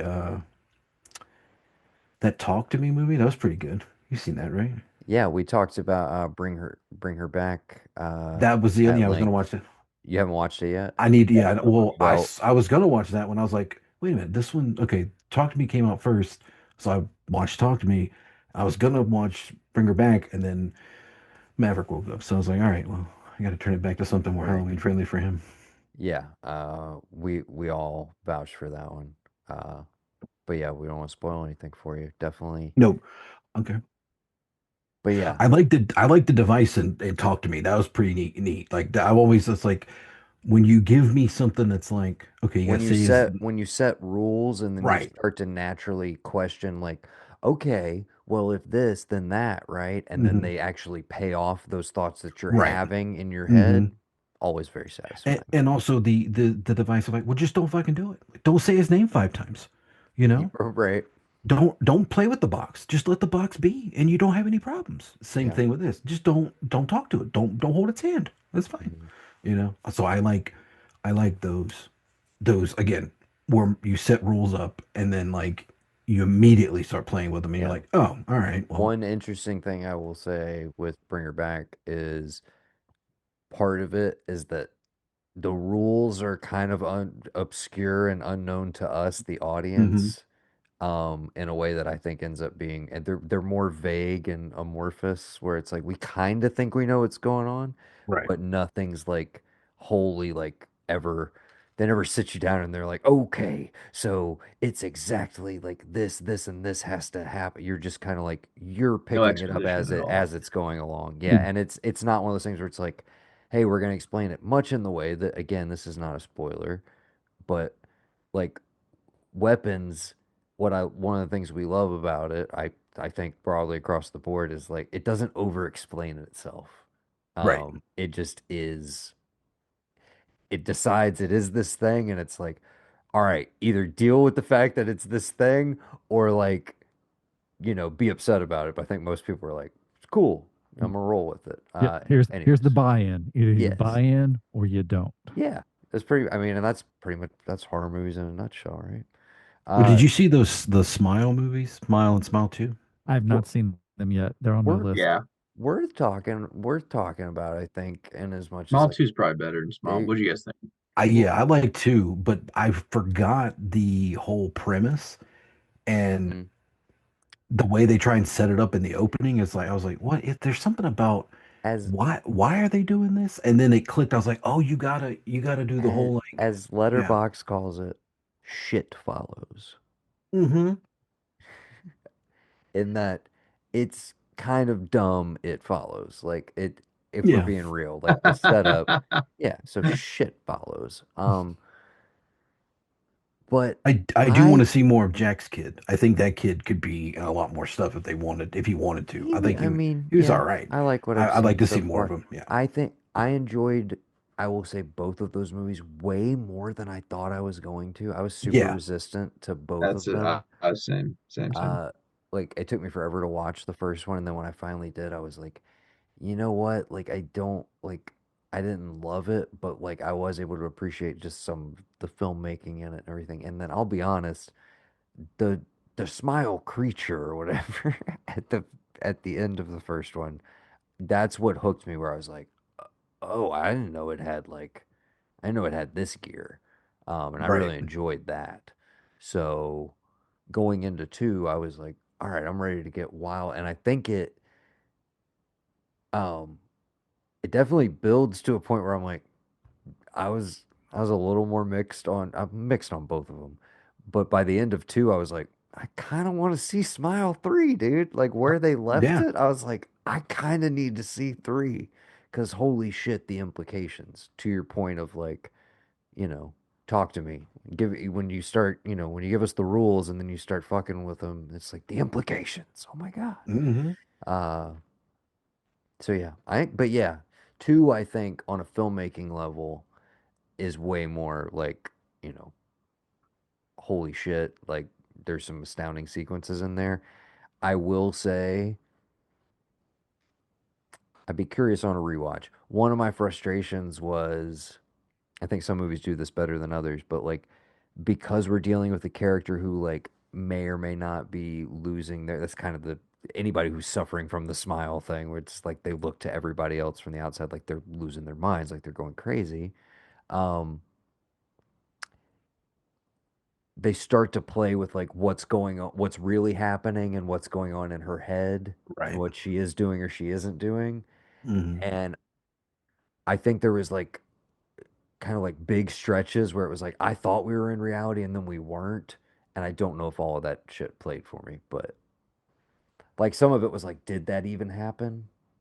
Yeah, yeah. With that last chunk of it, Like when you're like yeah. the whole device of like, well, maybe if you do this, it'll leave you and you'd be fine. Like that up until like the final, like I'll tell you, I don't normally do this, and it wasn't because it was stupid, but when I got to the finale of that, what happens? I genuinely was like laughing with delight. It was like, Oh this is yeah. so good. Oh, I thought it was Like I just hilarious. could, In like yeah, a very like Final Destination. Did you watch yeah. Bloodlines yet? Yes, I did. Very good. Just big old grin. Did you get Yeah. to it, Evan?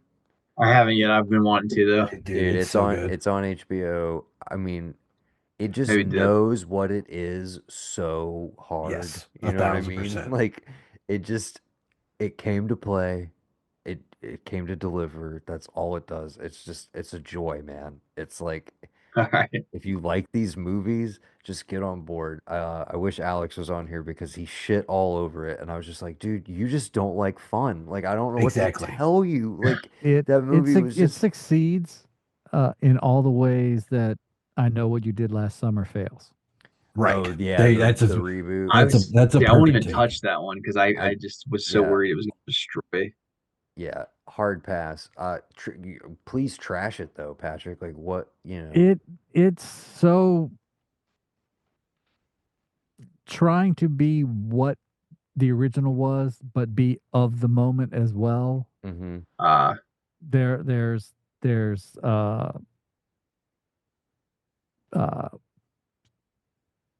LGBTQ spectrum characters because I feel they're there because they need to be shoehorned in to fit the demographic as opposed to being ergonomic part of the story. hmm Yeah. Uh it's predictable. They do at one point make it seem that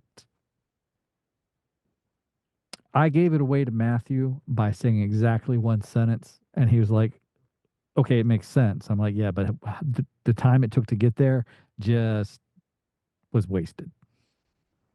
hmm Like there's a twist, and I can spoil it completely with one sentence from the first one, and I'm not going to. But it's just it's it's not fun. Uh, it's it's just not fun. It and it, but it's like it's wearing the carcass of fun. Gotcha. Okay. Well, see, Uh, I know that like literally 90, right before the movie came out, the book got an update for like modern times. So it's interesting that that's what they do with, if you're saying like they're kind of like trying to modernize, like do the first one, but make it like of the time now. Because I know that's what happened with the book. Like the book was written, I think, in the 70s. Yeah, So, and no one dies in the book. It's a teen novel. So yeah. like, none of that. Because I know she was kind of like, what the hell? They turned my thing into a slash movie. Like, of all people, don't do it to her with like with what happened to her daughter and all. But like, it got updated late, like 20 some odd years later to kind of reflect the time. So it is interesting that that's what they're wanting to do now, 25 years removed from when that movie kind of had any relevance. Because like I put like just because I was like, there's like no blood in this. It could just be on in the background right now. I'm kind of tired of just having like Miss Rachel or Bluey on in the background. So I just put on I Know What You Did Last Summer. He didn't pay attention to anything. And Becky and I were just talking. She's like, is this the one where like yes, this happens. This happens. She's just, well, where's Brandy? I was like, that's the second one. In Don't in, worry. in Like, Also fact, pretty good. I like the second one. in I do fact, like the right, second one. it is on AMC's Fear Fest right now Mm-hmm. over here. Like that's it is that's over here. perfect. That's perfect. Uh, but yeah, with Brandy, the only there's a moment in it that I love, in that one of the characters, there's a town hall meeting, and Freddie Prinze Jr. is there. He's playing Ray again, and somebody says, "Well, what we should do is we should just get on the boat and just go till we get to Bermuda, just leave." And this is the moment he goes, "There are a whole bunch of reasons that I'm not going to get into right now, but that is just a bad idea." Totally dismissing the second movie.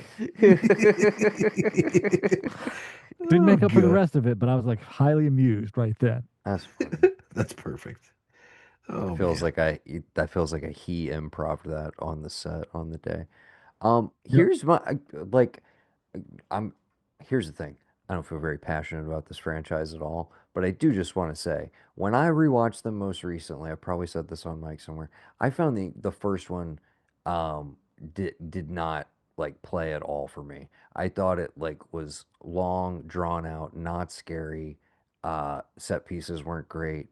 I mean, the acting is fine, story structure is whatever, the payoff, all of it, I was just kind of like, it just feels like diet everything like at the time. And when I rewatched I Still Know, I was like, this feels like one of the most polished slashers of this era. Of like this is It's like an good. evolved 80s, the like late 80s slashers that were like, we know how to make these like clockwork. To me, this was like the perfect evolution of like a slick modern slasher where it's like it's under 90 minutes. We get them to a new location, new cast of characters, same killer. The kills are more compelling. The set pieces are scarier. There's actual tension in the movie. Like, other than, again, I'll give the first movie, the Sarah Michelle Gellar chase, extended chase sequence is all it has going for it. That is it. That's the only sequence worth a damn in that whole movie. Well, there's the overhead shot of Jennifer Love Hewitt from above And screaming, yeah. What are you waiting full. for? I mean, What that's, are you waiting for? but Yeah, as I've often said to people, a beautiful shot does not a movie make. It makes a beautiful shot. for sure. Um, but yeah, I think two is more fun. I enjoy the cast more. Jennifer Esposito, um, Jeffrey Combs, Jeffrey Combs is in there from all these Lovecraft movies we're talking about. which I just Um, watched Reanimator and From Beyond the other night. So there you go. anyways, but yeah, I just wanted to stick up for two because it's a movie I used to write off as like, oh, that's complete garbage. And I was like, nah, it's actually like, I think it's really a good representation of that era. And like, I kind of could take like five or six more of those type of movies, like something that's at least that well executed. Like, I genuinely am like, I think it's pretty well made. Like, it hits the beats, it's solid. It looks, again, just the change of location and the fact that it's literally happening in a storm Yeah. is pretty dope. I Is like it. Club Dread Dude, like the comedy version of I Still Know What You Did Oh Last Summer? yeah, yes, yeah. I Club fucking Dread is love Club Dread. heavily Love riffing on Club it, Dread. like particularly yeah, I'm Lars the Masseur. Like he's basically Repissing Jack themselves when he Black, but gives the yeah, massage. Yeah, so good, dude. yeah. Good, Uh, And does Brendan know that Super Troopers 3 just wrapped? I just wanted to ask him, but he had to leave. yeah, we I, didn't get a chance to tell him, but yeah, it is okay. happening. He's gonna I be just so want happy. well, I wonder if he's seen 2 because he talks Oh, about 1 so much. he's definitely Okay. seen two. Well, because I I know We 2 still was talked like say we talked crowdfunded. about how it's one of the best let long form legacy sequels that's out there. Like it's one of the Oh, few yeah, when they perfect. came back way down the road and it's like, hey, it actually still kind of worked. It's like Yeah. it's not like it was the first one again, but it's like, hey, that didn't feel embarrassing, which is the main thing you Right. want to try to avoid. Yeah. Yeah. Because I don't think anybody's seen, well, there's some people who've seen Club Dread. I never saw Beer Fest. Oh, I don't know. pretty Beer good, Fest is like, you know, solid. Yeah. arguably a fan favorite for a lot of people. But yeah, it's Super Troopers and Club Dread. Those are Yeah. the best ones. And Slam and Salmon's pretty fun too. Yeah. They're all decent. They're all decent. Okay. Any other horror related thoughts, guys? Does anybody seen The Blackcoat's Daughter? Yes. Is that an Osgood Perkins film? I think it's his first film. I just watched that the other day. That was really for the first time. That was really good. I watched it a couple years ago when during ARKTOBER. Anyone I seen think Woman in the Yard yet? I or need to watch that one. I saw I have it. I not. see it's on Peacock. I need to watch that. I've been like circling it, and I just haven't pulled the trigger on it because I had heard some mixed things. Like it looked really good, and that was kind of like could have been good, but it wasn't, sort of thing. So I was trying to see if anybody on here. Well, well, that's like I've been circling all year on one of Moonlight Mansfield's uh uh recommends all year. Like I've had it in hand, the physical at the university library, and I keep putting it back, and that's Ghost Watch. Ghostwatch is great. Oh, dude. Now I'm gonna watch that too. If that's Ghostwatch is so good. Like so Uh, many times, like, you can only check out three physical titles at a go. I'm like, I'll get it next time. I'll get it next time. go. I Like Yeah, if have I got to. anything from this conversation, I'd say Whisper in the Darkness, Ghost Watch, um, maybe Dementia. If I'm feeling up to it. If you're still in the like, I kind of went on a big found footage kick, like 2 Arktobers ago. And one of my faves that actually like shot up to my 25 list, I don't think I shouted it out on that episode, is called Butterfly Kisses. Has anybody seen Butterfly Kisses? I have not seen Butterfly Kisses. I don't want to tell you anything about it. Just go watch Butterfly Kisses. It's under 90 minutes. It's found footage. Okay. Fucking good shit. Good shit. I liked it. Creepy. Very creepy. Delivers. Butterfly Kisses. That's going to be my last recommendation. I think you can watch it on YouTube, but I also think it is on Tubi and some other random shit now too. Hmm. Do you want a plot description, Gav? Yeah, just give me the Tubi plot description. Those have been fun to look at. Oh, should I look it up on the Tubi app? Hold Yeah, on. see what it says. Or I can do it. It doesn't matter. I got you. I got you. All I right. got you. Any other last minute Rex, guys, before we I got a classic that I was saving. I was gonna go early, but then Gavin has a child uh, and wasn't here, so I'm just gonna go with the description, and we're gonna go from there. Okay. An unknown killer, Oh my God. clad in World War II Oh U.S. my Army you fatigue, motherfucker. God damn it. I knew it. stalks a small California town. Of course, you should watch The Prowler. Oh my Your God. annual Of course. recommendation, as always, and forever in perpetuity. I didn't think you Patrick's heard greatest bit. Did you do it last he episode? did last I episode. You did. I didn't hear heard it. it. I heard I him caught sneak it. in the Prowler somewhere. I laughed at it. Yeah. I caught it last episode, but that's Uh, okay. okay.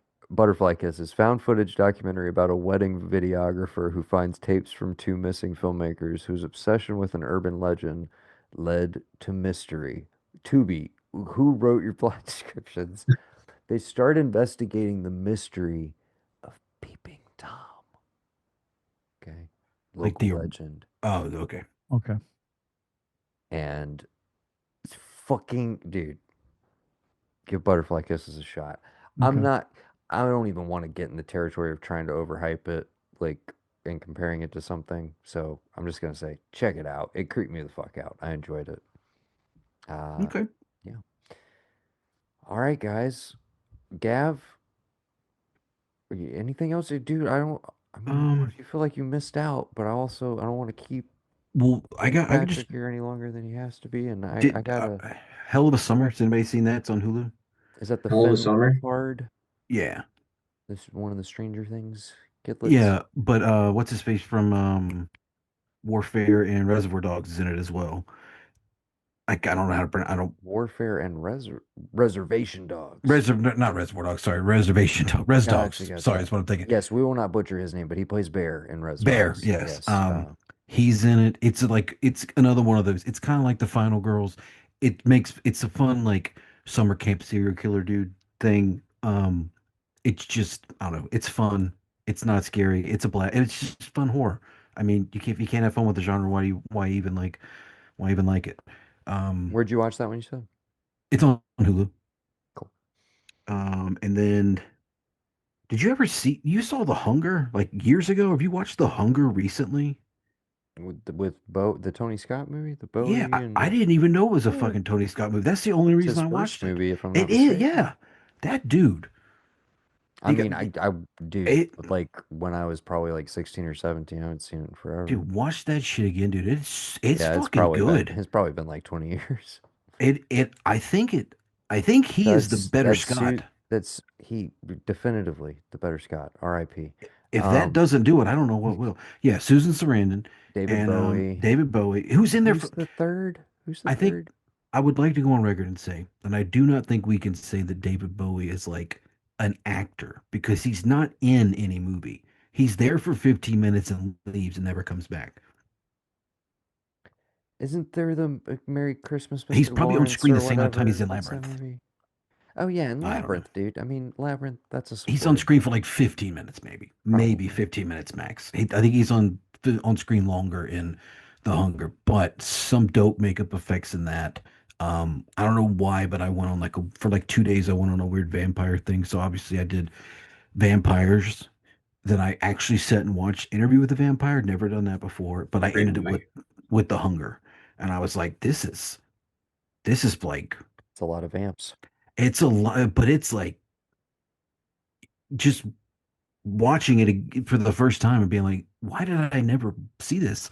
And why did I not know that it was Tony Scott? I was just like, holy shit, dude. Like, if this has got to be what James Woods is talking about when he's talking about them not having Eurotrash accents and all this kind of stuff. The other two movies I watched, Interview and The Hunger, he's got to be referencing that when he's talking shit about vampires and John Carpenter's vampires.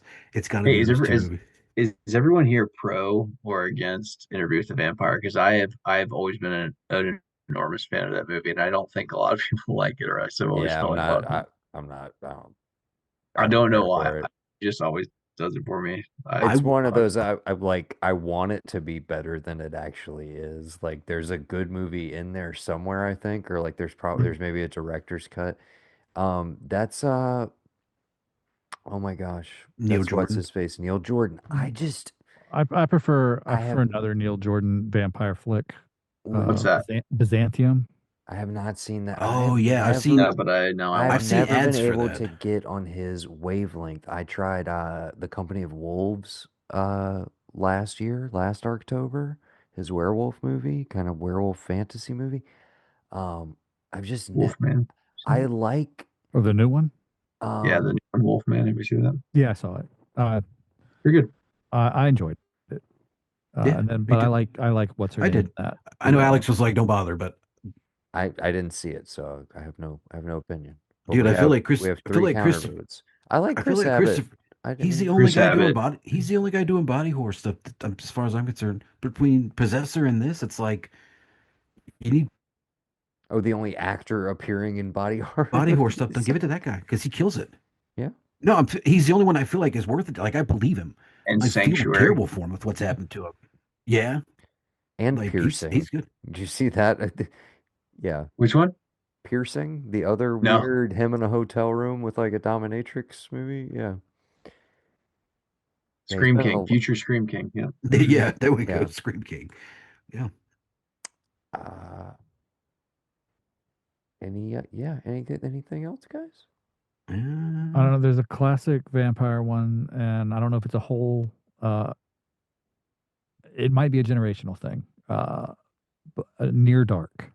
oh God, It yes. is I've it is heard a of this. it is a It's generational thing. it's You're a talking about second. another movie that I want to love it Oh every time I God, get watch out of it. here. Get It out of has here, a Nolan. Tangerine Dream score. Yeah. It's set Catherine mostly Bigelow. at night, shot in blue light, like James Cameron blue light in the evening. Yeah. Yes. Um, it's about vampires that ride around in a fucking van. Like one of them is played by Bill Paxton, the other is played by Lance Henriksen. Like And all of these things on paper, I'm like, yes, don't forget Jeanette Goldstein. there is and Jeanette Gold, the incredible Jeanette Goldstein. And then there is just a fucking void at the center of it. The lead performance, every single time I watch it, it fucking tanks this entire movie for me. This guy is such a fucking nothing burger, dude. Oh my God, he's so bad. I'm sorry. I'm like, I don't even blame him. Like, bad casting decision. Like, I don't know if it's the way that character is scripted. That character has never worked for me, and it tanks the movie for me. I love the vampires. I love all the bar just shit in the bar, like all of them interacting. It's got some great beats, but you fucking recast that lead role, dude. We have like a full on like classic of the era. I've never been able to connect with it. Do you think that Doctor Sleep, the bad guys in Doctor Sleep, count as some kind of vampire? What would we call those? Like I mean, they're like soul suckers, basically, right? They're like, suckers, yeah, I don't know what he even in the like lore of vampiric, like, but not quite vampires. I yeah, was thinking when you said they're riding around in a definitely in the van, neighborhood. They're definitely in the neighborhood of vampires for Yeah. sure. Yeah, when you said riding around in a van, I was dude. like, Doctor Sleep is pretty Yeah, good. dude. Anyway, That's that scene in Doctor Sleep is the kid, the unforgettable. kid, Yeah, dude, Yeah, Chick Yeah. Fil dude. A. it Yeah, it got me bad the last time I watched that one. Anyway, Yeah. yeah, yeah. effective. Um, yeah. I mean, I'll give it to you, dude. The only reason why Near Dark is not the best vampire movie of the 80s is probably Adrian, whatever his face's Pasdar. performance. Pasdar, yeah. But Pasdar. Yes, it's excuse me, like it and the best vampire movie of the 80s are the only two vampire movies in the 80s that say you can still come back dude. from becoming a vampire. Dude, put Jason. I'm not even saying you could swap roles, but just give me Jason Patrick in Near Dark, and we're Oh like, yeah. dude, we're cooking with gas. We got a 9 out of 10 on our And hands, they came out the easy. same year. Yeah, Yeah. it is. Yeah, You think he had And both scripts in his hand at one point and was like, I'm I'll do just the one like, with there's so many other guys of this era. I'm just like, how the fuck did Pasdar get this? Maybe he was really good in the Rob room. Lowe? the thing that I love, just the inroads, is that the kid vampire Yes. is Jason Patrick's half brother, What Really. the? I didn't Okay, know I didn't know that either. What the hell? and Dude, The they're both connections. Is it? the kid of uh the priest in The Exorcist.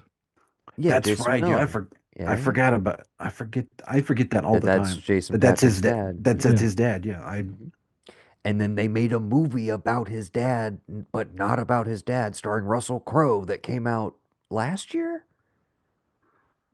It was Last lit Rites or the whatever. What was it the called? the No, so there exorcism? he did two. So he did one where he was a priest, like literally, or the Pope's exorcist Yeah. was Yes, I saw one. I know about And that then one. what is the um I didn't hate it. That's the funniest part. then It I It's was think it's whatever. just called The the It was Exorcism. like exorcism, yeah. whatever, but it wasn't I terrible. didn't see the Pope's Exorcist, but also The Exorcism is he's basically playing Jason Patrick, and it's an actor who's in Jason this Jason franchise. Miller, you mean? Excuse me, Yeah. Jason Miller, and it's an actor who's in this franchise who's playing a priest who like weird things are happening on the set. It's like a cursed movie, and I was Oh like, that shit. seems like a cool idea, but then I heard it was pretty bad, so I never watched it. But I'm like, but it's Russell Crowe again, like it's probably at least it's probably at least a five. At least a five. Might be a little Land better. of Bad, dude. Land of Bad. Ooh, Land of Bad. So good, dude. So fucking It's good, so man. fucking good, man. Oh man. Fucking Okay. Land of Bad. Uh, oh yeah. Um, Under the Skin. Have you ever seen that? Oh my That's god. If we're that's the Scarlett Johansson Yeah. where she's the alien. Yeah. one of my yeah, we just on the cusp of like one of my favorite movies of the last 25 years. It was almost on my list. Dude, Yeah, this is dude. I another one of couldn't those ones I've decide. been Couldn't decide circling for years. on a Jonathan Glazer. But yeah, no, dude, I love this movie. I'd I didn't realize you seen hadn't it. seen it. Never until, well, I'd seen like bits and pieces and like I tried to start it and I'd fall asleep or whatever. And I watched it the other night and I was just like, holy, this is this is unsettling, especially with the actor who's in A Different Man, the actor who's like that sequence when she Adam lets him, Pearson, I believe. Yeah. yes, when she lets him leave, but then the guy on the motorcycle tracks him down anyway. I'm like, this is terrifying. But Mm-hmm. like at the same time, I'm like, it's I don't know. It's yeah. I don't know how I feel about it, but it's really good. And anybody who hasn't seen it should watch it. But it's I have to wait until I can give you like all my final thoughts. But that's when I was like, shit, I've never seen this. Let's try it. And it worked. Yeah. The if we were doing the best sound design of the Yes. last of all time, Uh maybe. yeah.